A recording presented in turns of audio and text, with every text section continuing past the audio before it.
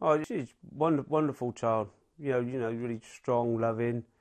Little tearaway. We was just so close. What I mean. She's always holding my hand, putting her arms in mine, and always sitting on me. She's really strong, feisty little girl. Stick up for her friends. She wouldn't let anyone say anything about me. You and Becky's mum split up when she was younger, but you would still see her and you'd still have contact with her. Becky used to write me letters and all that, and she used to sneak up and see me. I mean, I still got letters at home. I can't read them. Funny enough, I was going through some stuff the other day and I found a little picture she drew of me.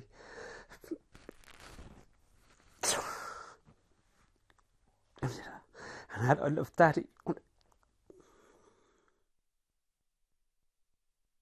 There were things said in the papers at the time about her getting into trouble before she disappeared and about drugs and that kind of thing.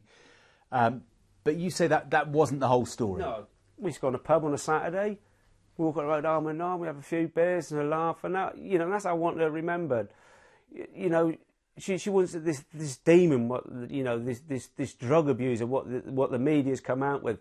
I mean, you've got to come out and say, it wasn't all that. I mean, her death wasn't drugs. Her life was taken illegally. When she was 21, suddenly she disappeared. Yeah. I mean, what did you think had happened? You always have your little rows like you do with your teenage daughters. And I thought, she'll be back in a month or so.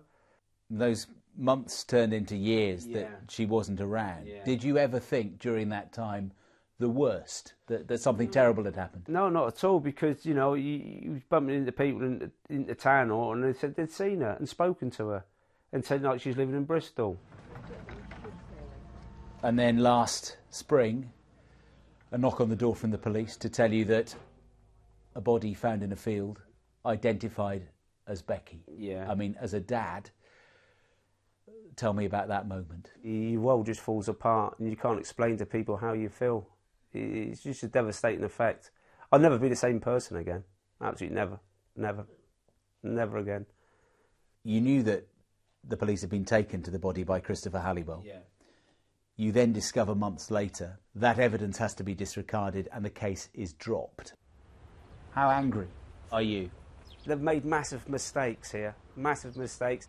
It's not right and it's not fair. I mean, this is the law. This is the people running the country.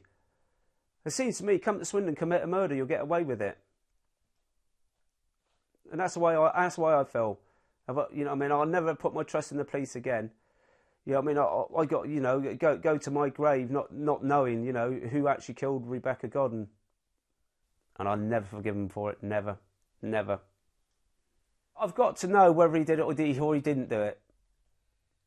That's, that's what I've got to know. I've got to know that. I'll never rest. I'll never rest. Never rest. And I don't think the family will. And we've got to fight for Becky. You've got to have peace of mind. You've got to have peace of mind. Why should we pay this pain for somebody else's mistakes? I want proper closure. I want closure. I want justice. I mean, I don't want this to become a cold case. They put it on the back burner. I've got to get justice.